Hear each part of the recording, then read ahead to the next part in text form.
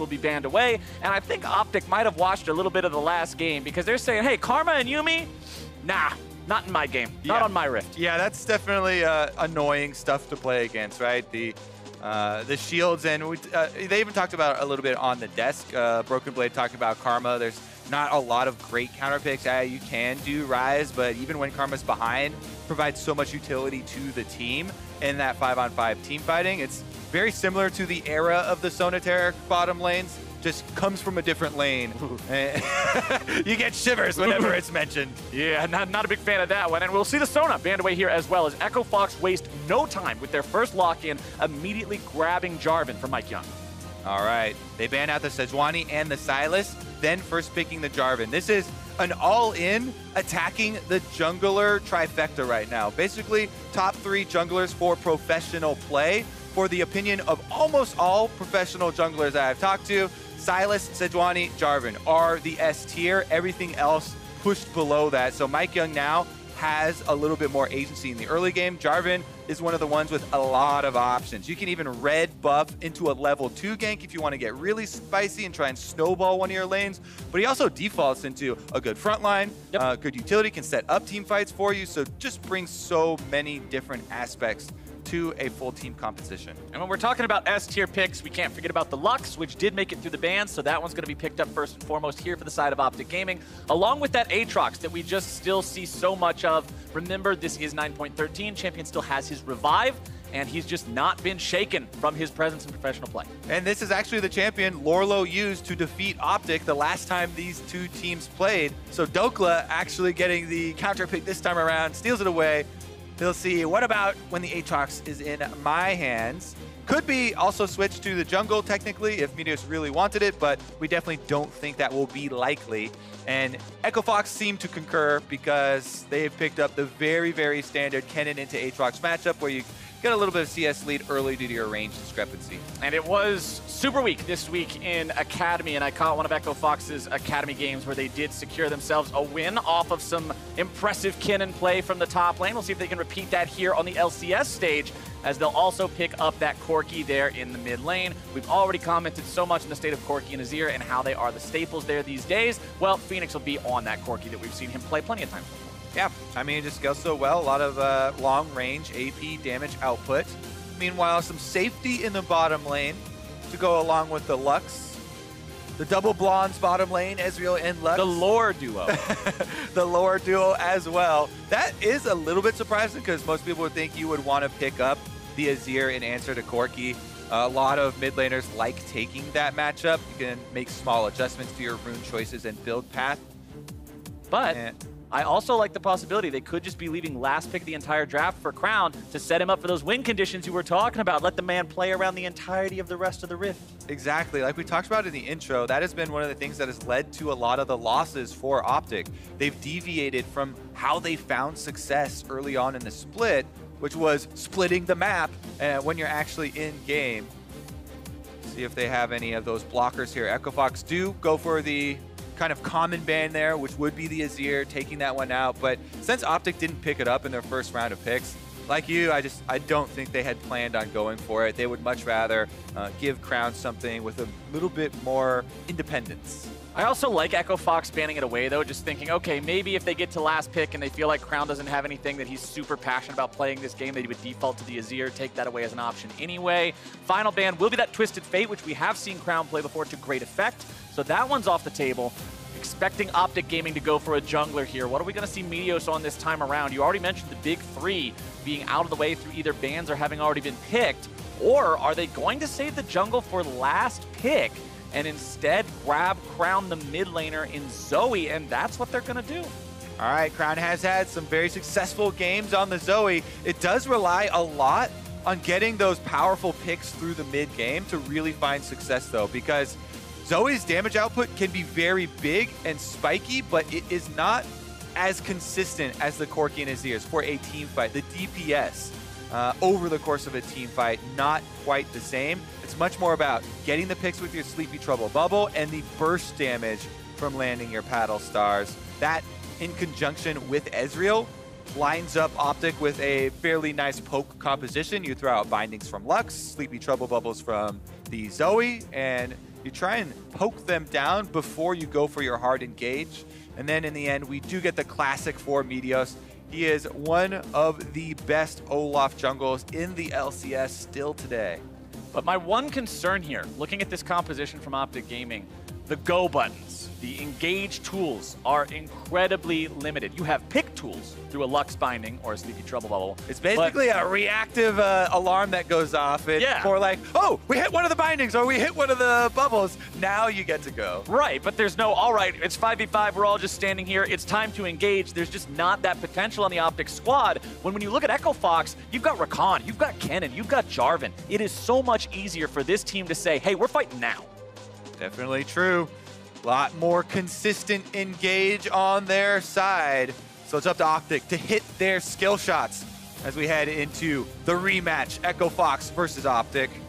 Remember, OpTic started off 4-0 at the beginning of this split. Their strength of schedule gave them some very manageable matchups early on. They succeeded in all of those. Stumbled a little bit when they went up against the other top contenders in the LCS, but then have still managed to maintain this even record so far. And a lot of people are looking at this team now to still stay in shape here during these last few weeks of play and continue on, keep that playoff spot, and see what they can do in the postseason.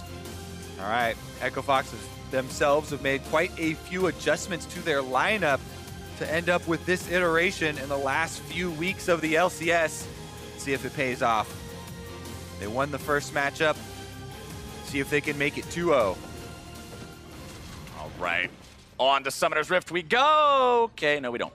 Well, and back to the studio we come. Yes, sir. That was a quick trip to Summoner's Rift. I hope you all enjoyed seeing it out the window as we drove right by and then back into the garage.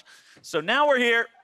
We've got a little bit of time to wait. I'll update you guys as soon as we figure out exactly what is going on with the pause, what sort of an issue we might have. Hopefully it's resolved rather quickly. I'm actually already seeing players typing R in the chat, so they're ready. Apparently it must have just been some very small issue, and we can get back into game. I am expecting OpTic to actually group up for a level 1, by the way. So a lot of the times when you're heading in, looking at the team compositions, you have to ready yourself based on the level 1 abilities of some of your opponents. Olaf and Lux are two things that send off that little alarm. And you go, oh my goodness, like that level 1 cues from Olaf, the undertow, you pick your axe right back up, you could have consistent slows. Not a lot of champions can deal with that. So that alone gives you power, but also the added threat of Big here on Lux, leveling up the light binding signals. There are definitely some tools for OpTic to make an early move and see if they can get some vision down, or in the best case scenario, actually find a pick. And remember, one of the things that makes Lux so strong is the fact that her Q is a 1-point wonder. It has a 2-second binding duration at level 1, and Apollo flashes out of the way of it to make sure he stays alive, but man, that one was close for Echo Fox. Yeah, smart there from Apollo. You have to save your flash to guarantee the most important skill shot is dodged, and that is the light binding from Lux. That is the one that roots you there. But Meteos, the undertow, we were just talking about Olaf. As soon as he lands one of those axes, you are in big trouble, level 1, and that is going to be an area that they can try and exploit. OpTic here have invaded, burned the flash from Apollo, and they're sticking around for a red buff steal. Echo Fox are walking towards this. They don't just want to concede it, but if Apollo walks towards the brush, nice ward over the wall from Hakuho to find out, yes, OpTic is still waiting around here. We see Arrow and Meteos. If you see the AD carry, the support is also likely still around. Crown is also here. This could turn bloody very quickly, Kobe. Phoenix in some trouble. The binding doesn't hit him, though.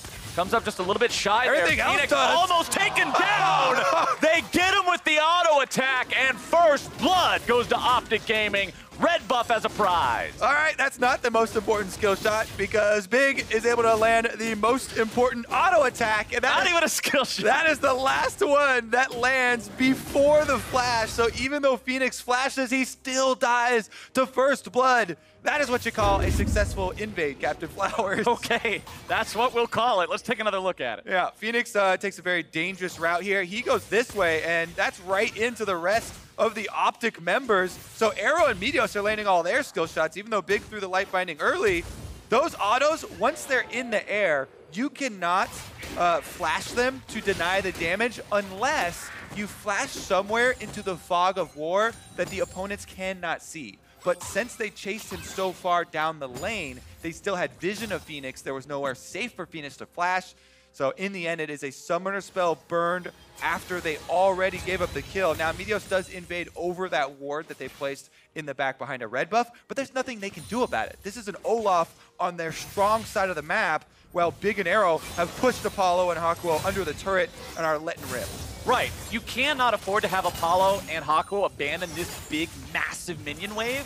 That's 2.5 waves of creeps that you would just lose out if you tried to stop meteos from doing what he's doing with the Krugs. So that means OpTic can steal that one away, get themselves out. Really nice first 4 minutes of the game here from these guys. First 3 minutes, I should say, as that jungle invade got them 2 flashes and the kill to go with it. Let's see, mid lane Crown, what can you find here? Gets that paddle star right back onto Phoenix, who has to disengage a bit. And as you mentioned when we saw it locked in, Crown has had good Zoe games so far. This is one of the guys who can really pop off on this champion, and I want to see if those trouble bubbles line up this game for him. Yeah, he's been able to find a lot of good angles. One of the big things with Zoe is some control wards around these long walls so that you can actually find a lot of the less used angles and catch people off guard. Let's see about this wraparound gank from MikeYeung.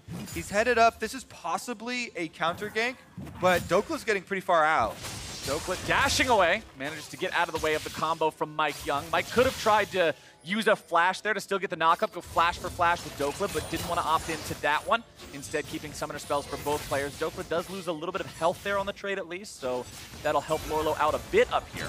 And that is actually quite big, because what happens when OpTic goes for the continued invade there, you see in this blue side jungle, meteos was able to take away 2 camps. The red buff, and then they saw him move down to the Krugs. So he got a high value out of that. Meanwhile, MikeYeung only took the red buff out of OpTic's side. So meteos has more camps, more territory to work with. He's already very far ahead in farm. meteos now level 4 to MikeYeung's level 3, who is now returning to his red side of the jungle, which only contains the raptors. One raptor. Yeah, one raptor, which he left around to delay the spawn. So meteos is absolutely destroying MikeYeung in experience right now. And Olaf, as a jungler, just heads up 1-on-1 with Jarvan, is a huge advantage in power farming because you have the spammable undertow, and meteos is also going with the warrior build here. Oh, Chad Olaf. All right, I'm about it. Let's. Yeah, I like to see them swords, Captain Flowers.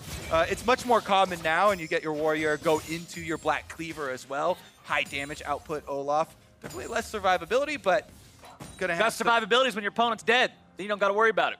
That's how you survive in League of Legends, and meteos is doing a great job here early on. And honestly, that's what I want to see when you pick Olaf. I don't want to see a team pick Olaf and then just evenly farm with their opponent because of the way Olaf falls off later on in the game. Big binding here in the bottom lane. That's going to be plenty of damage down onto Hakuho. meteos showing up now, trying to grab a little bit of extra damage, and he gets it. Flashing to find the damage point blank and then saving the axe for the post-flash. Well played by OpTic. meteos has still got it. One of the original junglers of the LCS. Bounced around several teams, but he returns once again on Olaf. Flashes in for the guaranteed damage. Once he has that, the no-look axes over the shoulder. That was cool. He just tossed it back. He was like, I don't need this one no more. All right, let's see if round 2 here for MikeYeung. Waiting in the brush works out. He's behind Dhokla. He's waiting for the dash to be used. We got the Q3 out of Dhokla. Flash out from him, trying to dodge, duck, dip, dive, and dodge, and he'll do so. Expends the ultimate, expends the summoner spell, so Echo Fox can at least say they claim those here. But with the jungler showing in the top side, meteos says, all right, this is my opportunity to go for the Drake take. I mean, this really is showing like some veteran status here for meteos. He's absolutely destroying this whole match. Big difference as far as going for the invade and then playing off that advantage. He has not let up on the pressure, and it is affording so many advantages for OpTic. He's going to finish up the dragon by himself.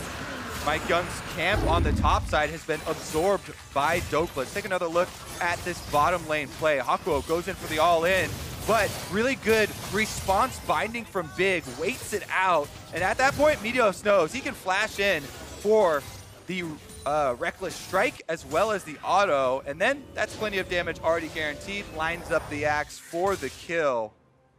And we've seen Lux picked so many times into Xayah and Rakan, or even just Rakan on his own, because of the fact that you can easily predict where he's going to be after his dash, land the light binding almost for free.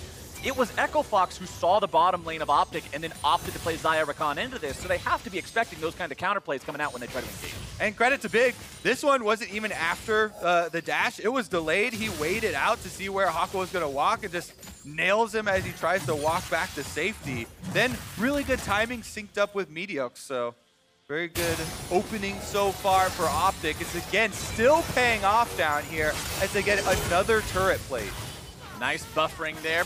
Arrow making sure that he dashes out of the way with the Essence Flux, or Arcane Shift, that's the E. Always mix those two up there, but he gets out of the way of the Rakan initiation regardless, and that means that Arrow and Big are going to stay comfortable down here, moving up underneath the enemy turret, firing those auto attacks into the plates. A couple auto attacks off of the last one, but here comes Crown.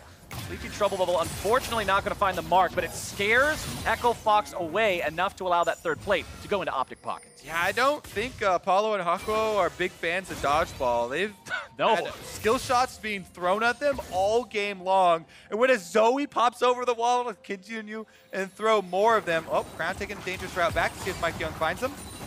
Crown's going to fire off that paddle star, but MikeYeung ready and waiting.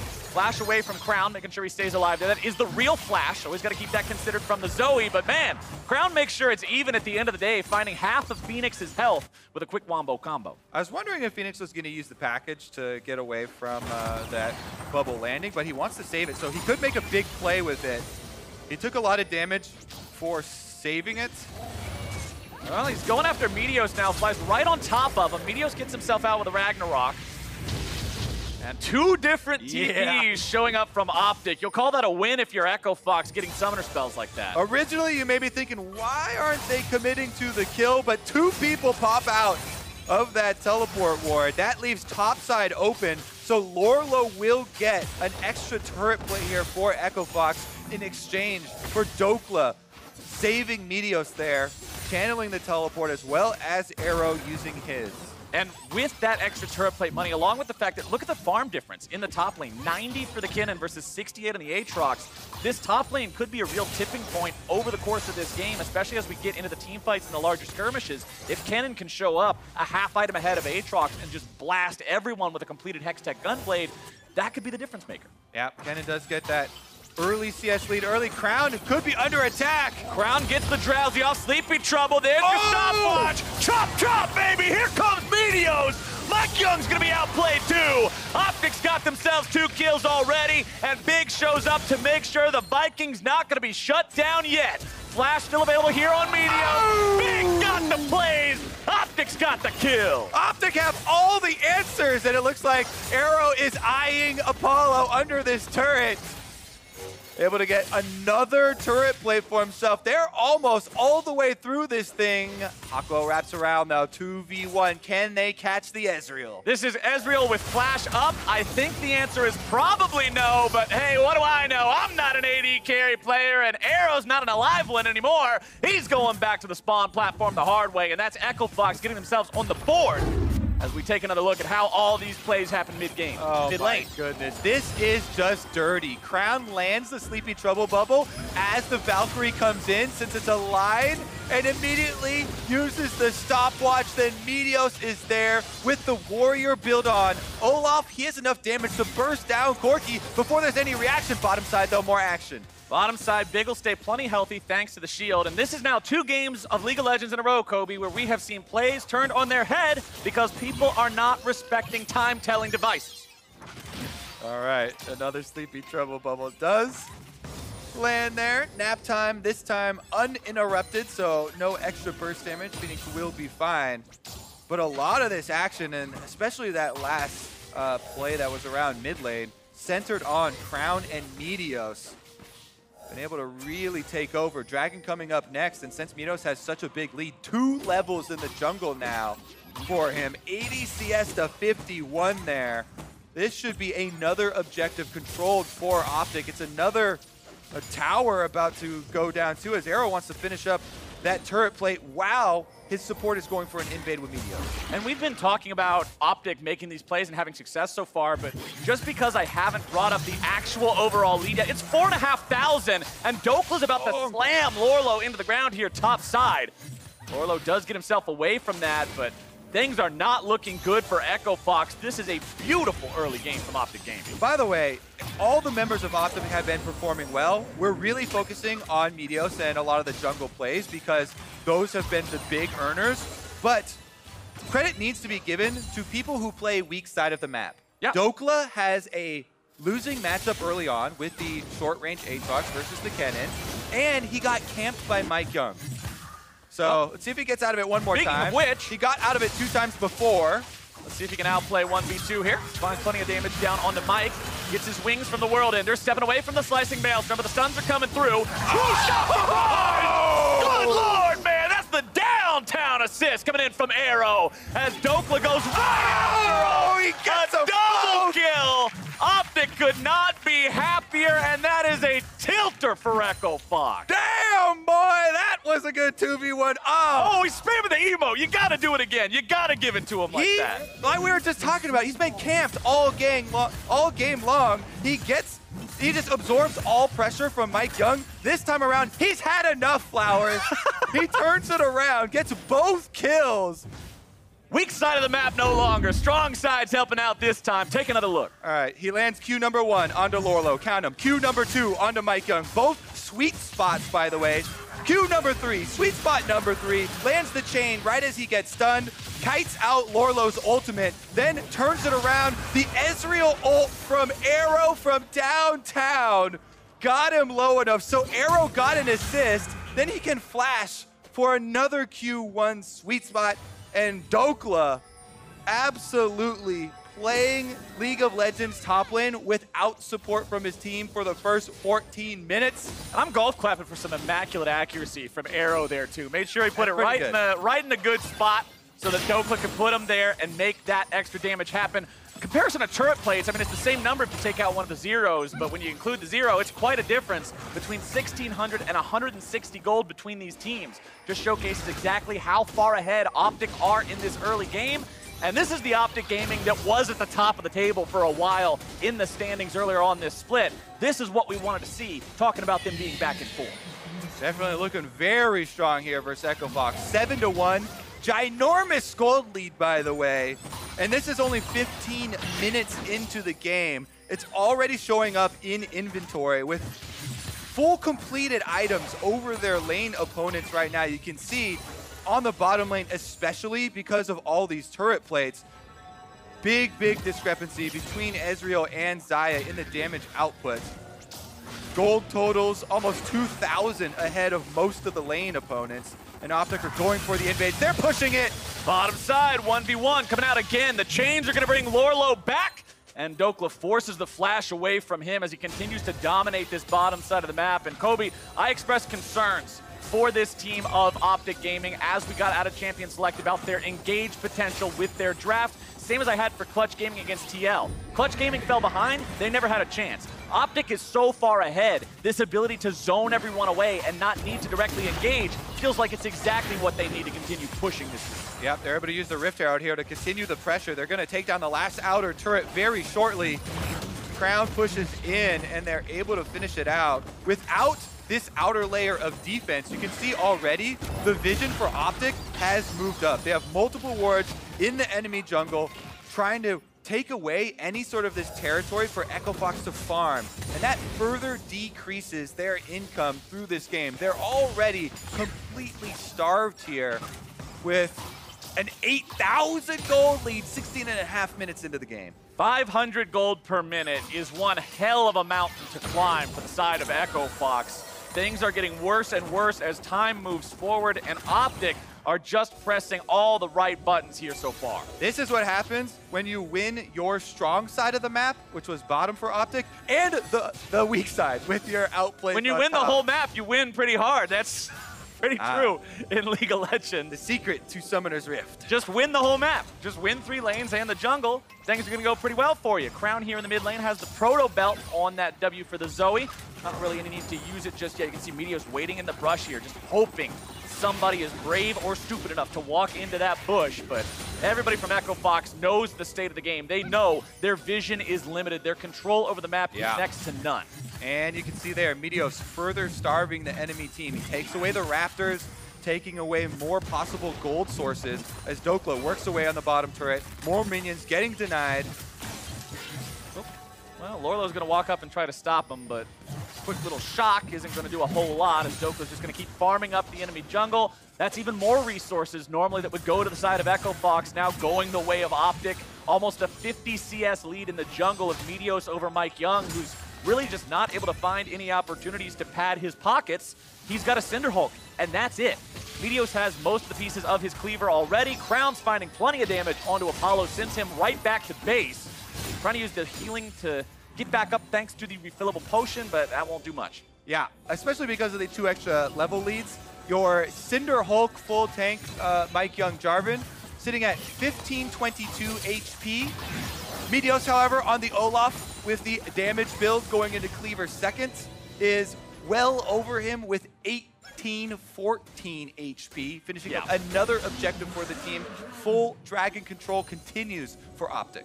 No comparison between the stats on those guys, just because the economies mean Meteos has so much more to work with.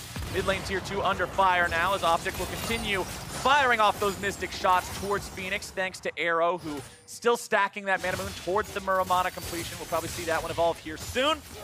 Iceborne Gauntlet means it's going to be very difficult to get on top of this guy either. We're going to need some sort of big engage from the side of Echo Fox. Remember, last week we saw TSM versus Cloud9. We saw TSM play immaculate League of Legends for the first 15 minutes of the game, but it was Cloud9 who had the hard engage comp on this more post-zone type composition. They found a way to turn the game around, and Echo Fox will have to do something similar. It is going to be a steep hill to climb here for Echo Fox, but they do need to do it off of some defensive positioning here. They're trying to get control wards down, but it gets dangerous even in the side lanes there. You can see Arrow in a 2v1 scenario chunks out 2 members of Echo Fox, and that means there's a discrepancy in pressure on the map. 2 members lose out on top side. That means he can rotate over to mid, and OpTic will be able to finish up this secondary turret. And as this secondary turret goes down here, that's the first one to fall in that tier 2 lineup on the side of Echo Fox, who have no turrets picked up for themselves. Baron is coming online in 10 seconds, and the game becomes that much scarier for OpTic. Well, for Echo Fox, I should say, because OpTic could go for the Baron at any point. You have so many zone control tools. If you have to check into the fog of war as Echo Fox, you can find trouble bubbles, lux bindings, anything waiting on you. Yeah, look at this full court press from OpTic. They have all 3 lanes pushed all the way up to the Echo Fox defenses here, and with Control Wars supporting them. Oh, that was close. This is, they're shooting fish in a barrel, but they're slowly making the barrel even smaller here. So you keep dodging for now, but there's going to be less and less room to work with. MikeYeung actually goes towards Arrow, but they know if they don't get him with that knock-up, they can't continue. Right, and MikeYeung, yeah, he has a flash, but Arrow's got everything as well. He's also got plenty of teammates nearby. You have to save those resources as Echo Fox. It's going to come down to pretty much one big engage if they can find it. If they're missing out on one flash or one of those tools, could be the difference between winning and losing. They're down over 11,000 gold, 21 minutes into this game, 7-1. OpTic kept them to a single turret plate, the only piece of an objective they've acquired this entire time. All right, for Echo Fox then, you have to play the super difficult game right now. I'd say bet on trying to leave a sneaky ward somewhere, because you do have 3 possible teleports. Lourlo is obviously the best one, but if you can catch some member of OpTic, you know, out of position away from the rest and have some teleports go in and you outnumber them, outnumbering your opponents is the only way that Echo Fox can find a way to get back in this game. You know, get some sneaky kills, get a little bit of gold back for themselves. And in order to do that, they've got to lead some of these wards lying in brush, like you see on your screen now. They've got a couple of good ones. Immediately getting picked up there, though, as OpTic clear them out. Those are the looks that you have to go for, though. To put this lead into perspective, though, when we're talking about number differences and how much of the money might be missing, the most valuable person on the side of OpTic right now is either Dhokla or Arrow. They both have about 9,800 gold. The lead is 11,000, so even if you take one guy out, there's still going to be more gold in the team fight on the side of OpTic Gaming, which means Echo Fox will probably need to outnumber them and have the package or something similar just to have a chance. It's really dire for these guys. OpTic now have control over the entirety of the top half of the map and the Echo Fox side of the jungle. Means Fox has to be so concerned about this Baron possibility. Two-shot barrage only finding its way onto Phoenix there. Arrow not afraid to continue stepping forward. Echo Fox thinking, when could we possibly have a chance to engage here? But they're not getting any windows just yet. OpTic on to the Baron, and they're only doing it with meteos and Crown. They don't need the rest of everybody to be there the entire time. Arrow now going to be joining the mix to make sure they're able to clear it away in time. Dhokla trying to zone Echo Fox out. Baron is secured. OpTic's not even injured. Dhokla's going to be on the front line. There's your engage coming out from Echo Fox, but it is not what they need. They're trying to turn around with Lourlo, but he's immediately bursted down. The laser fires off, but it's not required. Meteos grabs a killing spree, and Echo Fox heads for the hills. There's no salvation from a gold lead like this, and they are cut to pieces. 5-0 OpTic Gaming, and they'll push for the win. Echo Fox going down. That is a full wipe as OpTic have the run of the base. Baron buff in tow as well. And OpTic storm back in a big way. 23.5 minutes into this game. OpTic Gaming show you how to play some League of Legends. They get ahead early. They maintain control throughout the mid-game. They grab Baron as soon as it makes sense, and they end the game just like that. Take it.